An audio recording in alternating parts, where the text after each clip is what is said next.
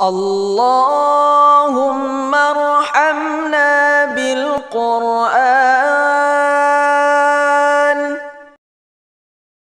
Dia tidak sholat berjamaah selama 30 tahun. Begitu saya ceramah, dia menangis, datang menyerah. Sampai jenglot yang dibakar itu, katanya kalau dibakar itu Ustaz, sudah bawa beberapa Ustaz bakar itu, kemudian balik menyerang kepada Ustaz itu, sakit. Saya bilang kalau saya enggak lah, karena saya bekas temannya dia.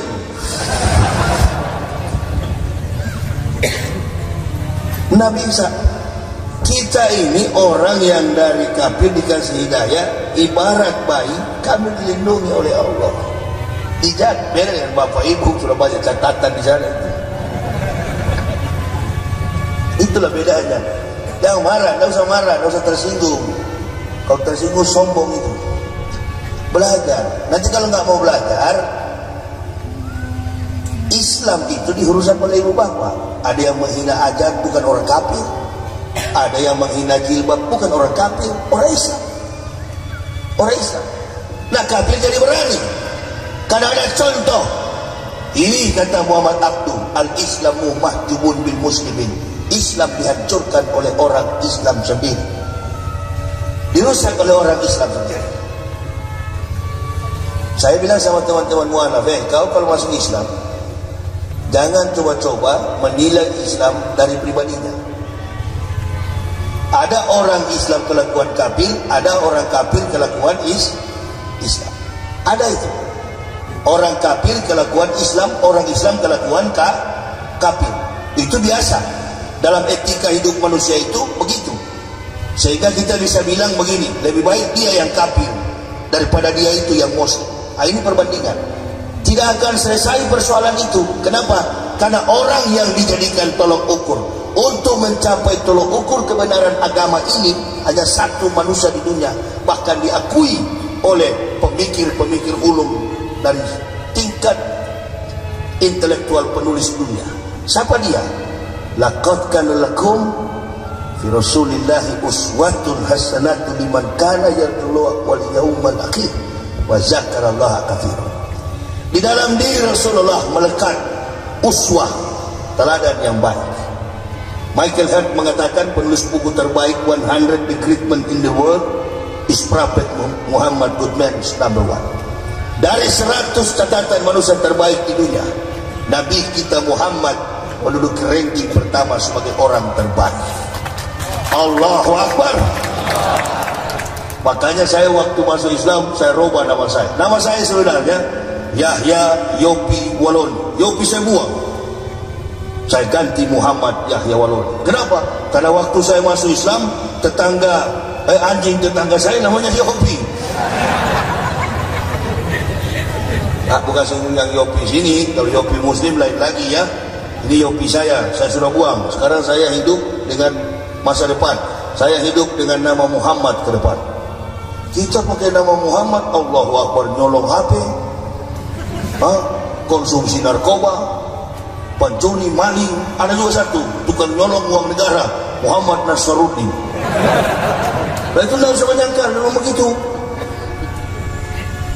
Saya bilang teman-teman mualaf itu, kamu kalau masuk Islam, saya tidak bangga.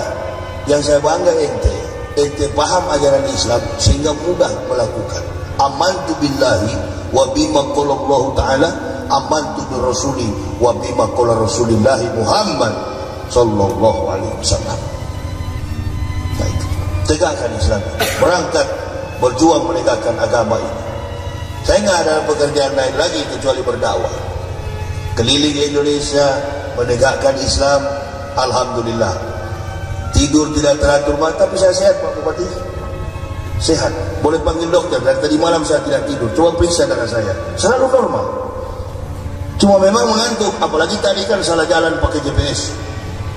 Sampai di kolong-kolong sawit sana.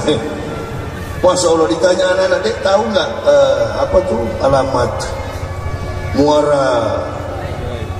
Muara Jala yang dia pilihnya Kong Vietnam Selatan. Nggak tahu Pak, nggak tahu. Wong Jowo di sana itu, saya tanya anak-anak kecil, orang-orang Jawa. Sampai di pinggir sini nggak ada. Saya coba balik ininya, apa namanya, GPS. Oh ternyata dia tunjuk ke arah kampas. Dapatlah kan. Sampai di ujung sana sudah lewat lagi. Ada polisi dulu. Assalamualaikum. Waalaikumsalam. Ustaz. Wah di sana itu acara. Suara tuntunlah komandan. Polisi tuntun sampai ke situ. Kalau enggak, saya sudah mau pulang tadi. Emang gue pikirin. Nggak boleh ngambek begitu. Sabar pendidikku. Karena banyak penghalang memang. Apalagi pemimpin ke depan kita ini. Hati-hatilah. Itu Badan Meteorologi, Klimatologi, and Geofisika sudah mengemukakan ini bukan lagi prediksi, tapi ini sudah ancaman 9,6 skala Richter. Tsunami, gempa tsunami di laut pantai selatan Jawa. Awas, hati-hati. Saya bukan seorang peramal, tapi dapat merasakan memang sepertinya ada bencana besar di hadapan kita. Waspada. Dulu saya pernah ngomong begini, dan setelah itu Palu. Ini lebih besar. Hati-hati. Hati-hati. Karena kita sudah tidak terbiasa hidup dengan tidak jujur. Kita sudah terbiasa hidup dengan banyak berdusta. Kita semakin hari semakin tidak mencontohi apa yang diperintahkan Allah dan Rasul. Saya berbahagia sekali ketika Allah memberikan hidayah. Pertama kali saya sujud solat, betapa saya merasakan ketenangan jiwa itu. Beda dengan agama di Kristen. Beda. Jauh. Sana hanya kitab, di sana hanya ajaran logika manusia. Di sini tidak. Imam yang ada di